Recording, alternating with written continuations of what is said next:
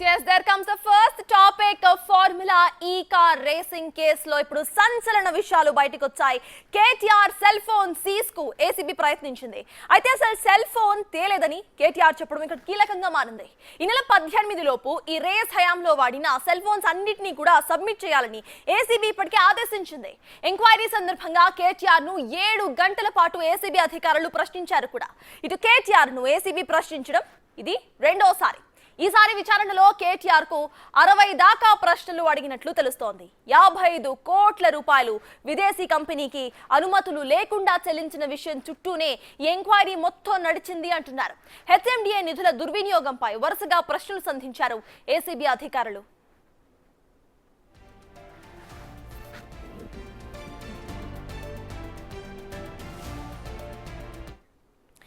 Formula ఈ racing కేసులో అసలు కేటీఆర్ ఏవన్గా ఉన్నారు.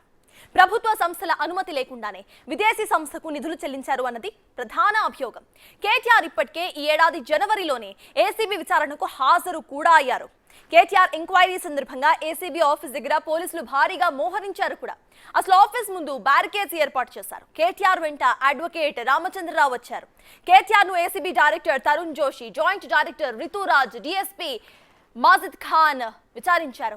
ఫార్ములా ఈ కార్ రేసింగ్ కేసు దర్యాప్తు అధికారిగా మాజిద్ ఖాన్ ఉన్నారు. ఈ కేసులో ఫిర్యాదుదారు గత మున్సిపల్ శాఖ ప్రిన్సిపల్ సెక్రటరీ దానకిషోర్ స్టేట్మెంట్ ఆధారంగా ఈ విచారణ కొనసాగింది.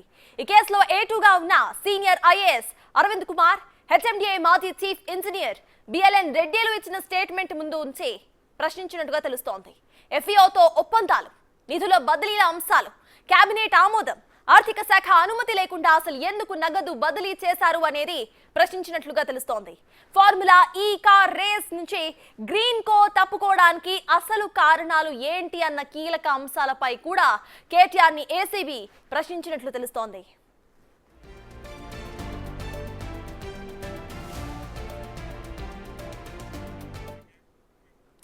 అక్రమ కేసులు పెట్టి పైశాచిక ఆనందం పొందుతున్నారని 6 నెలల నుంచి విచారణ జరుపుతున్నారు. అసలు ఏం తేల్చారు అని కేటీఆర్ ఎంక్వైరీ సందర్భంగా ప్రశ్నించారు. చట్టాలు, కోర్టులపై గౌరవం ఉందని 3 సార్లు కాదు 30 సార్లు పిలిచినా సరే విచారణకు తప్పనిసరిగా హాజరవుతారని అన్నారు కేటీఆర్. అక్రమ కేసులకు భయపడబోమని, జైలుకు వెళ్లడానికి కూడా తాను సిద్ధంగా ఉన్నారని అన్నారు.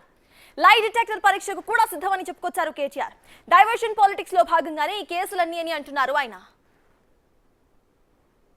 పిలిస్తే మళ్ళా పోయినాం. ఎందుకంటే చట్టాన్ని గౌరవించే వ్యక్తులుగా, న్యాయస్థానాల మీద నమ్మకం ఉన్న వ్యక్తులుగా నువ్వు ఎన్నిసార్లు పిలిస్తే అన్నిసార్లు వస్తా అని చెప్పిన పొద్దున్నుంచి 9 గంటలు ఒకటే క్వశ్చన్, అటు తిప్పడుగుడు ఇటు తిప్పడుగుడు, తిరులమరలేసి మరల తిరలేసి అడిగిందే అడిగి నేను కుల్ల చెప్పిన ఇప్పుడు హరీష్ రావు గారు చెప్పినట్టు ఈడికెళ్ళి ఎట్టి పరిస్థితుల్లో ఫార్ములా ఈ రేస్ పోవద్దు అని చెప్పి మొదటి సంవత్సరం విజయవంతంగా నిర్వహించిన తర్వాత 2వ సంవత్సరం కూడా ఈడనే ఉండాలి అని చెప్పి ప్రభుత్వ పరంగా విధానపరమైన నిర్ణయం తీసుకున్నాము.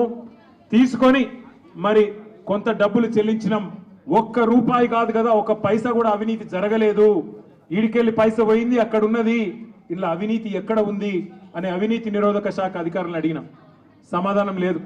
బెబ్బెబ్బే ఏంది అంటే ఫైల్ ఇటు పోయిందా, ఇటుకెళ్ళి పోయిందా, నువ్వు కుడి చేపులకి వెళ్ళి ఇచ్చినావో పైసలు, ఎడమ చేపులకి వెళ్ళి ఇచ్చినావో పైసలు అని చెప్పి పనికిమాలిన ప్రశ్నలు తప్ప, చిట్టినాయుడు రాసిచ్చి పంపిన ప్రశ్నలు తప్ప ఏమీ లేదు విషయం. అందుకే నేను మొన్న చెప్పినా మళ్ళీ చెప్తున్నా, ఇది లొట్టపీస్ కేసు, ఈయన ఒక లొట్టపీస్ ముఖ్యమంత్రి. ఏది కాదు వీళ్ళతోని ఏం చేయరాదు. పరిపాలన చేత కాదు, ప్రజలకిచ్చిన హామీలు నెరవేర్చే దమ్ము లేదు. అందుకే దద్దమ్మ రాజకీయంతో ఇవాళ తప్పించుకునే ప్రయత్నం చేస్తా ఉన్నారు. ఎవరి తప్పో ఎవరిది ఒప్పో చర్చ పెట్టు అని అసెంబ్లీలో అడిగితే పారిపోయిండు రేవంత్ రెడ్డి. ఈ ఫార్ములా ఈ కార్ రేసింగ్ మీద నేనేదో తప్పు చేసిన అంటున్నావు కదా, కేసీఆర్ ప్రభుత్వం ఏదో తప్పు చేసింది అంటున్నావు కదా, దమ్ముంటే అసెంబ్లీలో చర్చ పెట్టు అని అసెంబ్లీలో కూడా పట్టుబట్టినాం. పారిపోయింది. 4 గోడల మధ్యన ఎందుకయ్యా 4 కోట్ల మంది ముందు మాట్లాడదామంటే పారిపోయింది. పోనీ ఇట్లా కాదు, ఈ బదనాం క్యాంపెయిన్ ఇంకెన్ని రోజులు నడుపుతావు, ఈ దేశంలో ఏ రాజకీయ నాయకుడు అనే విధంగా నేను అంటున్నా, నువ్వు ముందుకు రా, నేను తప్పు చేయలేదు, నిజాయితీకి ధైర్యం ఎక్కువ కాబట్టి అవసరమైతే లై డిటెక్టర్ పరీక్ష తీసుకుంటా, నువ్వు పట్టలేదు పారిపోయింది. ఇక అటు కేటీఆర్ ఏసీబీ ఎంక్వైరీపై ఎమ్మెల్సీ కవిత కూడా రియాక్ట్ అయ్యారు. ప్రధాన సమస్యల నుంచి దృష్టి మరలించడానికి ఏసీబీ విచారణలు అని అన్నారు ఆవిడ. తమ పార్టీ లోపాలను సవరించుకుంటామని, తమపై ఎవరైనా దాడికి వస్తే కలిసికట్టుగా ఎదుర్కొంటామని అన్నారు కవిత.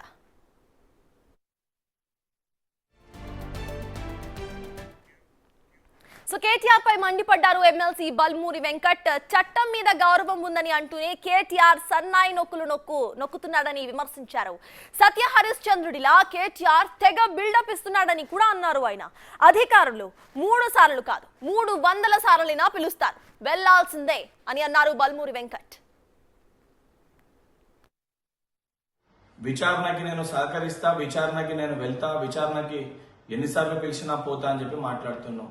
ఈ ఫార్ములా కార్ రేసింగ్ లో అస్తవ్యస్తంగా దాన్ని నిర్వహించి అడ్డంగా దొరికిపోయిన వ్యక్తివి నువ్వు. మంత్రివర్గ అనుమతి లేకుండా 55 కోట్లు విదేశీ కంపెనీకి పంపించింది నువ్వు. ఆర్బీఐ అనుమతి తీసుకోకుండా డబ్బు పంపించమని చెప్పింది నువ్వు. ఈరోజు దొంగ దొరికిపోయినాక నంగనాచి లెక్క మాటలు మాట్లాడుతున్నావు. సిగ్గుశరం ఉండాలి.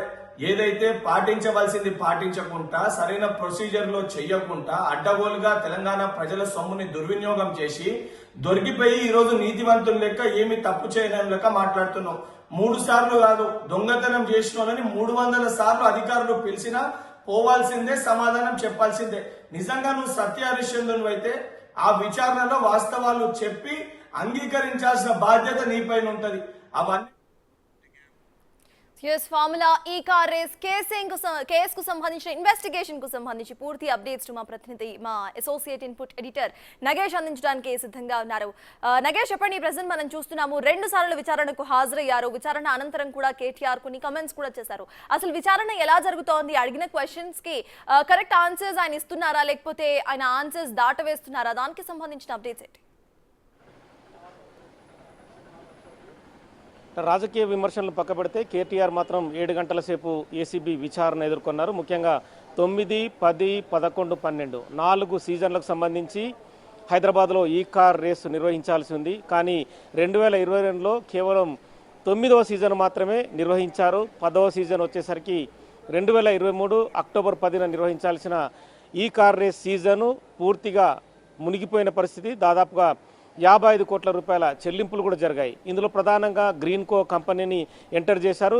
నెక్స్ట్ జెన్ మధ్యవర్తిగా ఎఫ్ఈఓ ఇక్కడ ఈ కార్ రేస్ నిర్వహించేందుకు అన్ని రకాల ఏర్పాట్లు చేశారు. కానీ ఓవరాల్ ఒప్పందం మాత్రం 600 కోట్లకు 4 సీజన్లు నిర్వహించాల్సి ఉండే. కానీ 4 సీజన్లను 600 కోట్లు చెల్లించకుండా ప్రతి సీజన్కి ఇంత చొప్పున చెల్లిస్తామని చెప్పి అప్పటి మంత్రిగా ఉన్న కేటీఆర్ గ్రీన్కో కంపెనీని అడ్డం పెట్టి ఎఫ్ఈఓతో ఒప్పందం కూర్చుకున్నారు. అందులో 122 కోట్లు 9వ సీజన్కి చెల్లించారు. కానీ 10వ సీజన్కి వచ్చేసరికి 55 కోట్ల రూపాయలు మాత్రమే చెల్లించారు.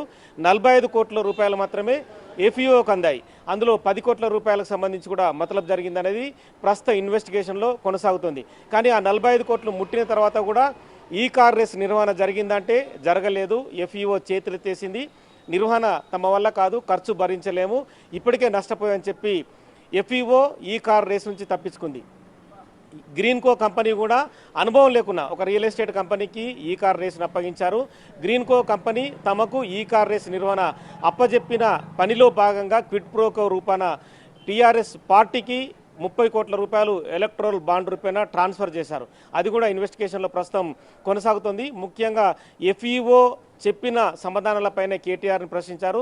దాదాపుగా 60 ప్రశ్నలు సంధించారు. ఎఫ్ఈఓని తీసుకురావడానికి తెలంగాణకు ప్రధాన కారణాలేంటి? 750 కోట్ల రూపాయలు తెలంగాణకు పెట్టుబడులు వస్తాయని చెప్పారు.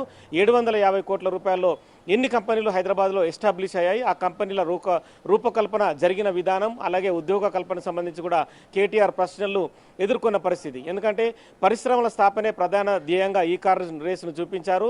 హైదరాబాద్ బ్రాండ్ ఇమేజ్ పెంచడం కోసమే ఈ కార్ రేసు నిర్వహణ అని చెప్పారని చెప్పి కూడా ఏసీబీ ప్రశ్నలు అడిగింది. చాలా వాటికి కేటీఆర్ మౌనంగా ఉన్నారు. కొన్నిటికి తన ప్రమేయం ఏముంది, హైదరాబాద్ బ్రాండ్ ఇమేజ్ పెంచే భాగంగానే ఎఫ్ఈఓను హైదరాబాద్ తీసుకొచ్చాము. అదంతా కూడా మున్సిపల్ అప్పటి ప్రిన్సిపల్ సెక్రటరీగా ఉన్న అరవింద్ కుమార్తో పాటు బిఎల్ఎన్ రెడ్డి అప్పటి చీఫ్ ఇంజనీరు చర్యలు తీసుకున్నారు. వాళ్ళే రెగ్యులర్గా వాళ్ళతో మాట్లాడుతూ కమ్యూనికేట్ చేశారని చెప్పి చెప్పుకొచ్చాడు.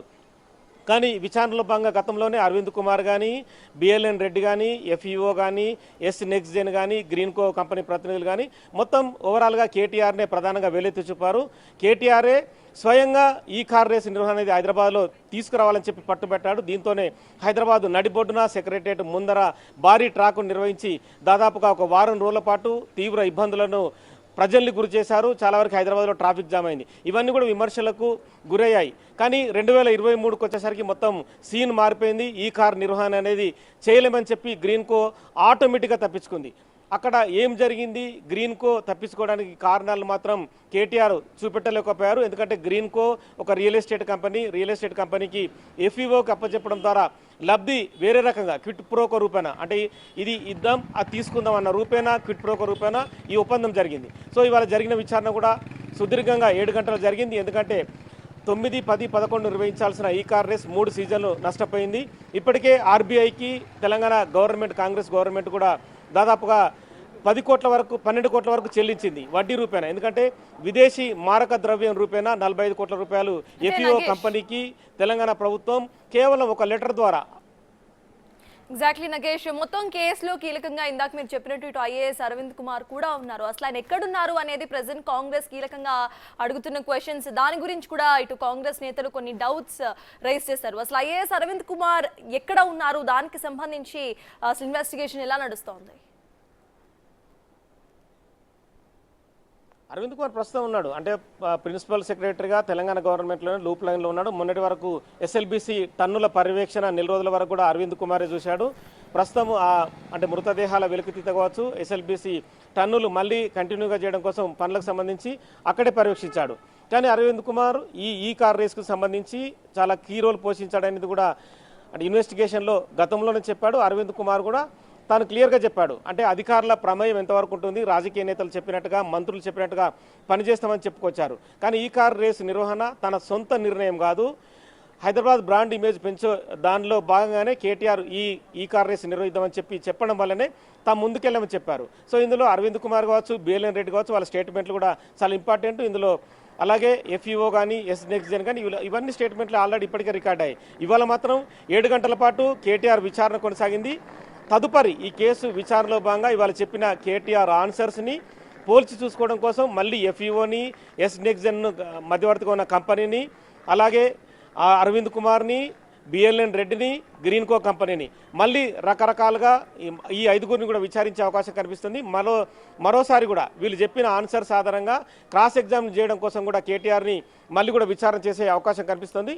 మొత్తం 55 కోట్ల రూపాయల నిధుల మళ్లింపుకు సంబంధించి చెల్లింపులు జరిగిన విధానం కావచ్చు, అప్పుడు ఎలక్షన్ కోడ్ ఉన్నా కూడా డబ్బులు మళ్లింపు ఎందుకు జరిగింది, కేవలం ఒక లెటర్ రూపేనా డబ్బులు ఎందుకు ఎఫ్ఈఓకి పంపిణీ చేశారు, మరి క్యాబినెట్ ఆమోదం అప్రూవల్ లేదనేది కూడా ఇక్కడ ప్రధాన ఆరోపణ. క్యాబినెట్ అప్రూవల్ లేకుండా ఎందుకు ఇంత పెద్ద నిర్వహణకు ముందుకెళ్లారు? ఎందుకంటే ఒకసారో 2 సార్లు నిర్వహించాల్సిన సీజన్ కాదు, 4 సీజన్ల పాటు నిర్వహించినా కూడా 600 కోట్ల రూపాయలు ఉండేవి. కానీ 600 కోట్ల రూపాయలు పెడితే 750 కోట్ల రూపాయల పెట్టుబడులు వస్తాయని చెప్పారు. మరి ఆ పెట్టుబడులకు సంబంధించి లాంగ్ విత్ క్రాస్ ఎగ్జామినేషన్ ఇక్కడ ఫోన్స్ కూడా కీలకంగా కనిపిస్తున్నాయి, సోర్స్ ఆఫ్ కమ్యూనికేషన్ లాగా. సో ఆ రేస్ టైంలో అసలు యూజ్ చేసిన అన్ని ఫోన్స్ ని కూడా సబ్మిట్ చేయాలని ఇప్పటికే చెప్పినా కూడా కేటీఆర్ ఫోన్స్ ని తీసుకురాని పరిస్థితి మనం చూస్తున్నాం. సో నెక్స్ట్ టైం విచారణ జరిగినప్పుడు కేటీఆర్ ఈ ఫోన్స్ ని సబ్మిట్ చేసే అవకాశం ఉంది అనుకోవాలా? ఖచ్చితంగా అనుకోవాలి. ఎందుకంటే నెక్స్ట్ నోటీసులో కూడా కేటీఆర్ని ఫోన్లన్నీ తీసుకురావాలని చెప్తారు. కానీ 2022 అక్టోబర్లో ఈ కార్ రేసు నిర్వహణ జరిగినప్పుడు అప్పుడు ఏ ఫోన్ వాడాడనేది కూడా తెలియాల్సి ఉంది. అంటే దానికంటే ముందు 6 నెలల ముందు కూడా ఎఫ్ఈఓతో, గ్రీన్కోతో, ఎస్ నెక్స్ట్ జెన్తో మాట్లాడిన సందర్భం కూడా చాలా ఉంటుంది. సో అప్పుడు ఏ ఫోన్లు వాడాడు, ఇప్పుడు ప్రజెంట్ జరుగుతున్న సిచ్యువేషన్లో 2022, 23 నుంచి 25 వరకు అంటే ఎన్నో ఫోన్లు మారి ఉండొచ్చు.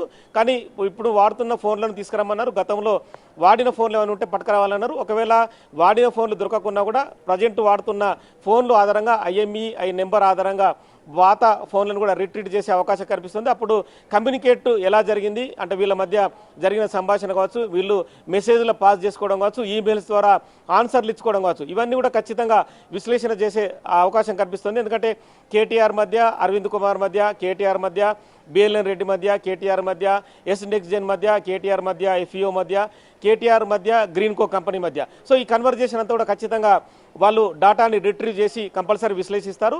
అక్కడి నుంచి కూడా కేటీఆర్ ప్రశ్నలు ఎదుర్కోవాల్సి ఉంటుంది. ఎందుకంటే వాళ్ళు కేటీఆర్ వాళ్ళకి ఏం చెప్పాడు, వాళ్ళు ఎస్ ఆర్ నో ఏం చెప్పారు, వాళ్ళు ఎందుకు అంటే ఈ కార్ రేస్ నిర్వహణకు సంబంధించి ఎటువంటి విధి విధానాలు వీళ్ళ మధ్య జరిగాయి, కొన్ని డబ్బుల చెల్లింపుల క్రమంలో కూడా కేటీఆర్ ఏమన్నా అరవింద్ కుమార్కి మెసేజ్ పాస్ చేశాడా, ఆ 45 కోట్ల చెల్లింపులు జరగాలని చెప్పి ఫోన్ ద్వారా అంటే మెసేజ్ ద్వారా ఫోన్ పంపించాడా, అంటే ఫోన్ ద్వారా మెసేజ్ పంపించాడా, ఇవన్నీ కూడా ఖచ్చితంగా విచారణలో తేలాల్సిన అవసరం. ఖచ్చితంగా నెక్స్ట్ టైం విచారణకు మాత్రం కేటీఆర్ తన వద్ద ఉన్న ఫోను, ఒకవేళ పాత ఫోన్లు కూడా అందుబాటులో ఉంటే అవి కూడా తీసుకురావాల్సిన అవసరం కనిపిస్తుంది. దానికి సంబంధించి కూడా కోర్టు నుంచి వాళ్ళు క్లియర్గా ఒక లీగల్ నోటీస్ ఇచ్చిన తర్వాతనే, ఆ నోటీస్లో కూడా మెన్షన్ చేసిన తర్వాతనే కేటీఆర్ ఫోన్లతో అటెండ్ కావాల్సిన అవసరం అయితే కనిపిస్తుంది.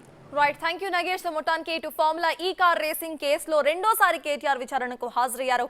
ఇటు 3 సార్లు కాకపోతే 30 సార్లు విచారణకు హాజరవుతారు. ఇప్పటి వరకు కేటీఆర్ సబ్మిట్ చేయని వైనం మనం చూస్తున్నాం. మరి నెక్స్ట్ టైం విచారణకు హాజరైనప్పుడైనా ఈ ఫోన్స్ ని ఆయన సబ్మిట్ చేస్తారా లేదా అనేది చూడాలి. అండ్ ఈ విచారణ ఇంకా ఎన్ని రోజుల వరకు రాబోతోంది, చార్జ్ షీట్ ఎప్పుడు ఫైల్ చేస్తారనేది కూడా